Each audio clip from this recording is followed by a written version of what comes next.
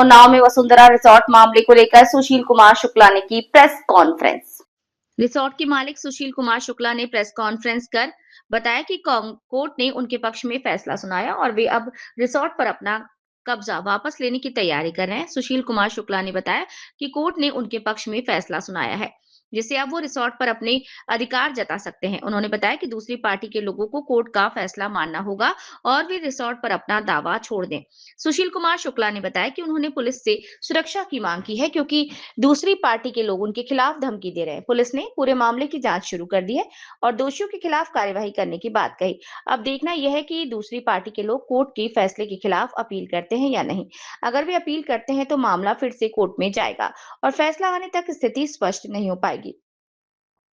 फिलहाल रिसोर्ट के मालिक सुशील कुमार शुक्ला अपने अधिकारों का उपयोग करने की तैयारी कर रहे हैं। रिपोर्टर शैलेंद्र सिंह।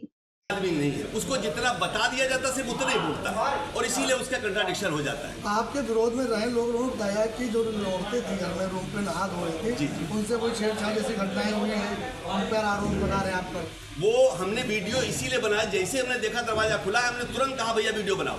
सारा वीडियो अंदर से लेकर बाहर तक का पूरा बना। हमारी वाइफ थी, हमारे छोटे भाई की वाइफ थी, मतलब इनकी माता भी थी और हमारी बेटी थी बड़ी वाली और समधीन हमारी आई थी लखनऊ से। वो सारे लोग थे और उनके सामने सारा पूरा वीडियो बनाया, रिकॉर्ड है हमारे पास। इस मामले में कोई पुलिस ने भी आपसे कोई पूछताछ या कोई बातचीत की?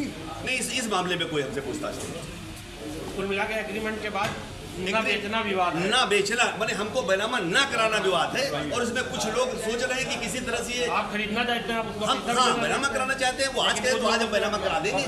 मेन ये है, बस मेन ये। और एक अभी जब हम मकान बनवा रहे थे तो 2016 में लीडा ने हमको नोटिस भेजा था कि आप ये बना रहे हैं, तो 17 में दिया, फिर 18 में दिया, फिर 19 में हमने मुकदमा डाला।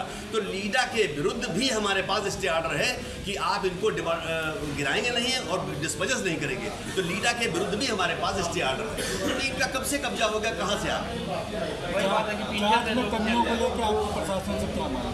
जी जांच में जो कमियां आप बता रहे हैं, जांच में कमियों में कुछ चीज़ें हमारी, जैसे हमारे डीवीआर के फोटोज और जो हमने उनको फोटो दिए थे वो शामिल नहीं किए गए, जो हमको वहाँ पर साबित करते हैं। हमारे कुछ कागज उसमें शामिल नहीं किए गए और बहुत संक्षिप्त लिख दिया गया। तो हो सकता है लिखने वाला थक गया हो, इसलिए उसने बाद में हमारा पक्ष कम लिखा हो। तो हमें चाहते हैं कि केवल जो भी ट्रायल कोर्ट यहाँ पर जो सिविल न्यायालय में लंबित हैं उनकी तरफ से या हमारी तरफ से वो जो निर्णय करें उसके आधार पर हमारे पक्ष में आएगा हम दे देंगे उनको और उनके पक्ष में आएगा तो हमको दे देंगे। होगी बात खत्म। कोर्ट के आगे किसी का है बस ताला डाला गया था जी। उसके बाद से वहाँ पे कब्जा किसका था?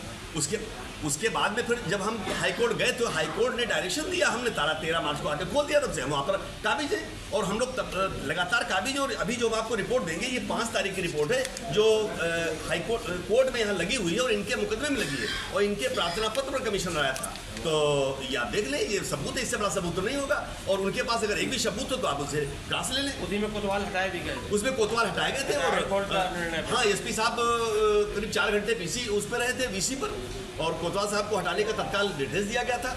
तो ये सब हुआ था और अगर नहीं होगा न्याय तो हमारे पास न्यायालय के अलावा कोई दूसरा रास्ता नहीं है। फिलहाल कोई ऐसा आदेश प्रशासन ने नहीं किया है जो हमारे विरुद्ध जाता हो, लेकिन समाज में ऐसा फैलाया जा रहा है कि वो कब्जा करने आ रहे हैं और नहीं कराएंगे तो हम कर देंगे। पूर्व में हुए विवाद में प्रशासन ने आपको रहने की अनुमति दी थी क्या? प्रशासन ने, कोर्ट नहीं, हमारा तो कोर्ट से ही बाकायदा हम लोग रह रहे हैं, कोर्ट के आदेश पर रह रहे हैं। उनका किसी तरह का उसमें कब्जा है ही नहीं। अगर है तो कोर्ट का आदेश आपने प्रशासन को सबमिट सब पूरे एक डॉक्यूमेंट हमने पूरी फाइल बनाकर उनको दी थी और सारे डॉक्यूमेंट्स हमारे उसमें एनेक्स हैं।